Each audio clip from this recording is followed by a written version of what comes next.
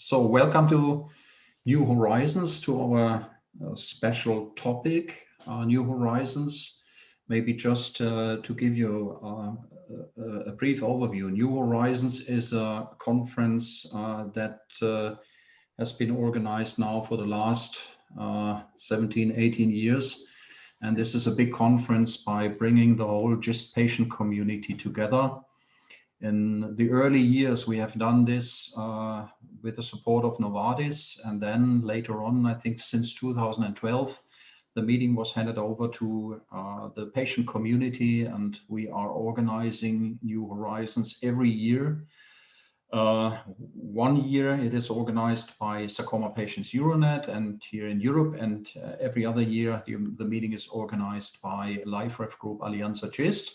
So our last version of New Horizons was in September 2020, and it was originally it was planned for Berlin, but then, as you all know, we have had to do it as an online version in September last year.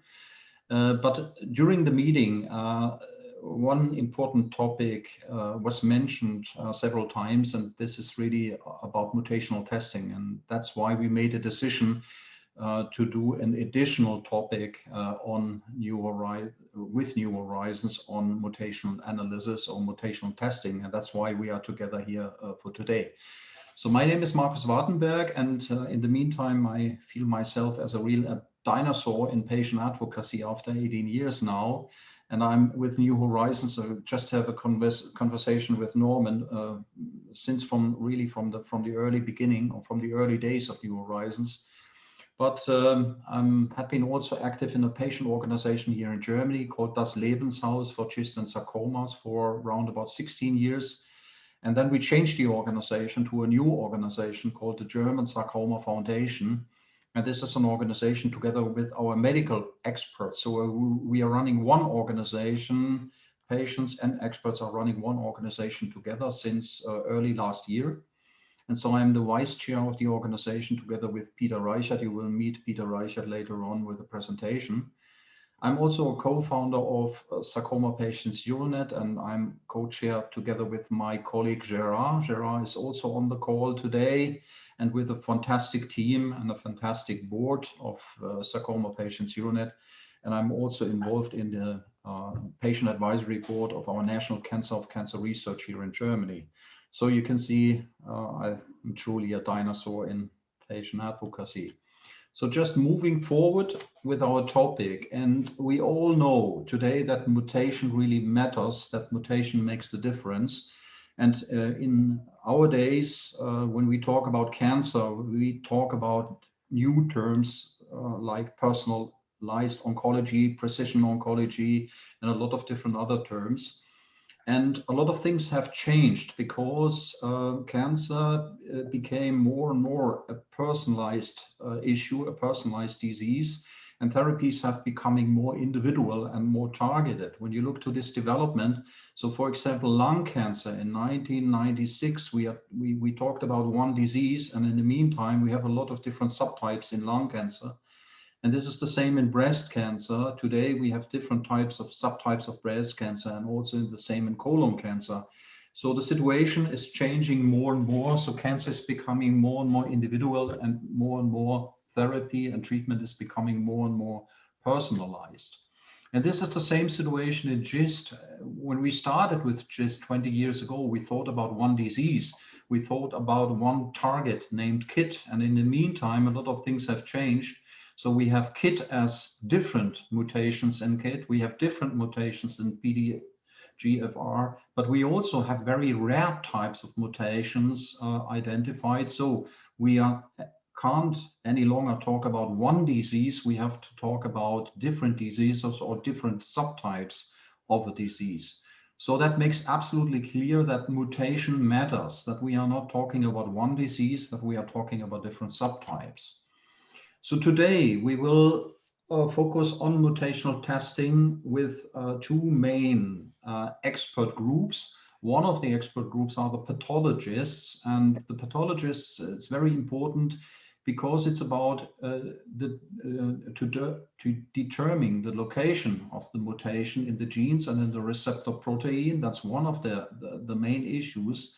But also it is important to assess the course of the disease and to prepare a decision for or against oral therapy option. This is another important topic. And as we will learn later on, pathologists can carry out mutational testing or mutational analysis by tumor tissue, means fresh tissue from samples from biopsy, or resections, means from surgery. But they can also do mutational testing from samples that are embedded in paraffin, for example. But what we will also learn and what we also will see is that expertise and experience of pathologists with mutational testing in GIST are very important, specifically when you look to these different subtypes in GIST. Then we will also hear two presentations from oncologists, and we will also learn that it's not just nice to know about the mutational status, because as we will also learn, mutational status matters.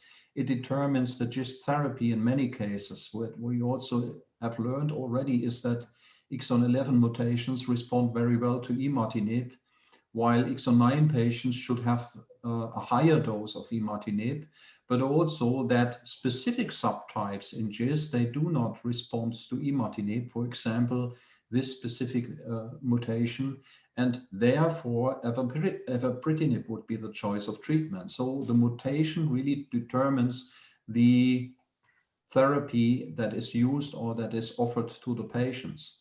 And finally, we will talk about many countries or the differences in the countries, because in many countries, mutational analysis is part of an optimal therapy management. In some countries, mutational testing is also part of the guidelines. So normally, every new diagnosed GIST patient should find out about the primary mutation at the time of diagnosis. But we also know that this is very different from country to country. So we have countries maybe where GIST patients know maybe only 20 to 30% of the GIST patients know about their mutation. And in other countries, we will see there may be around 90% of the patients know their mutation. So there is a very, very different landscape, and we will hear later on what's going on in different countries. And we also will have a discussion about the situation of mutational analysis, and maybe we can learn from each other. What can we do to improve the situation? So that's just to introduce into the topic. And so I will just hand over to my colleague, Sarah, to introduce our first speaker. So thank you very much.